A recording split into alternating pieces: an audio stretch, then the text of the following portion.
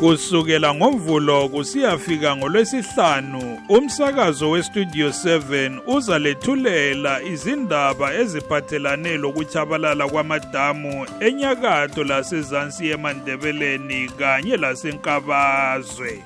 Manengi amadamu aseleminyaka edubukile kumbe eqhibelekile, kodwa akulalutho osolwenziwe ngawo nguhulumende. Idamu leMabhongane lidamu elikhulu elifikisa phosa amakhilomitha about 9 kilometers ubude. Le damu okuthiwa nguKarisinyama. Idamu elikhona lokwakuyisiwale. Thina sinedamu eliseKhezi. Idamu esilisebenzisayo laphana idamu Magwanda. Sixoxa lezakhamizi kanye leziphathamandla zikahulumende. Thiyani indlebe kusukela ngoMvulo kuze kuyefika ngoLwesihlanu.